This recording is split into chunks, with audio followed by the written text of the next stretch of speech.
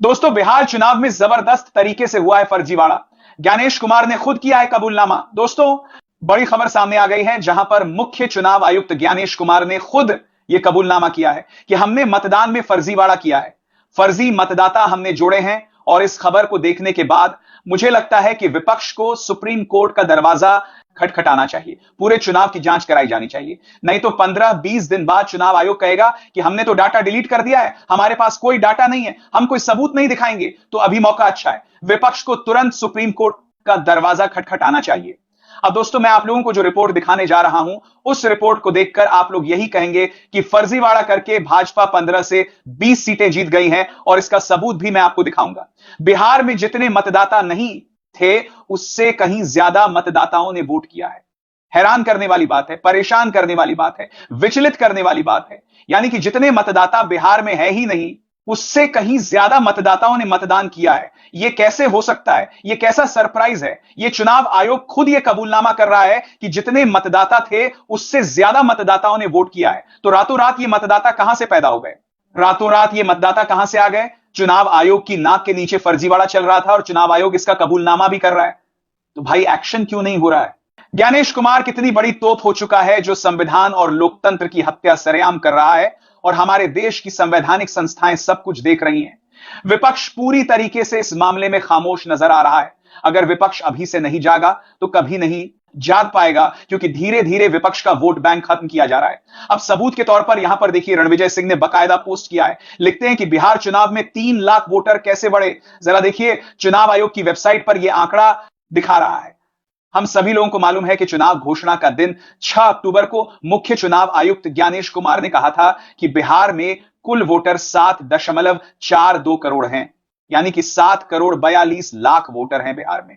ज्ञानेश कुमार ने खुद press conference करके आंकड़ा दिया था। वोटिंग के बाद, यानी 11 नवंबर को वोटिंग के बाद चुनाव आयोग ने कहा कि 7.45 करोड़ वोटर हैं बिहार में, यानी कि 7,45,00,000 वोटर कैसे हो गए?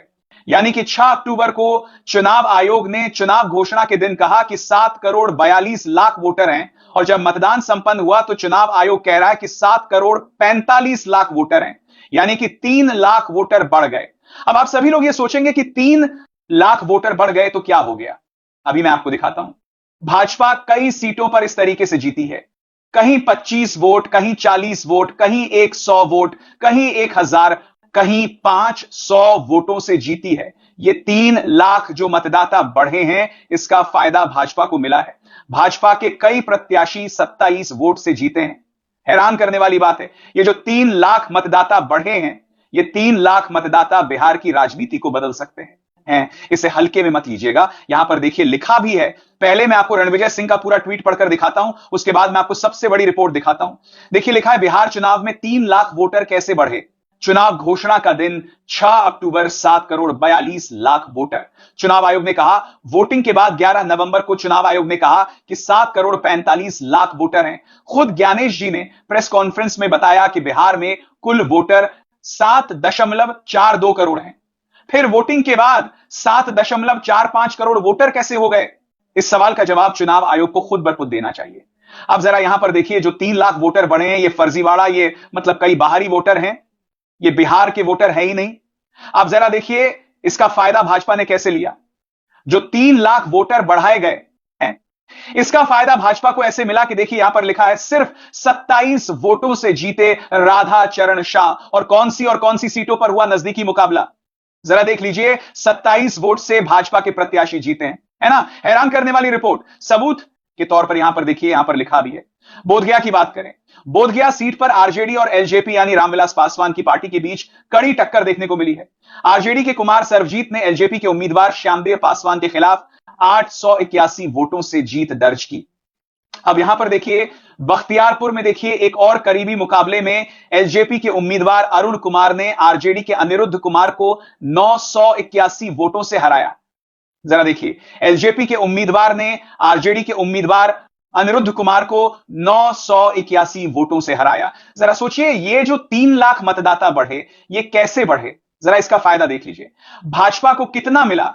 एलजेपी के प्रत्याशी अरुण कुमार ने आरजेडी के प्रत्याशी अनिरुद्ध कुमार को 981 वोटों से हराया। बलरामपुर का देख लीजिए।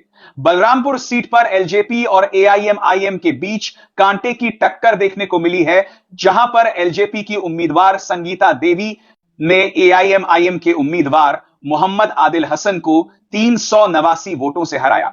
जरा देखिए, चिराग पासवान की पार्टी के जो प्रत्याशी थी, महिला प्रत्याशी संगीता देवी ने एआईएमआईएम यानी असदुद्दीन ओवैसी की पार्टी के उम्मीदवार मोहम्मद आदिल हसन को 389 वोटों से हरा दिया।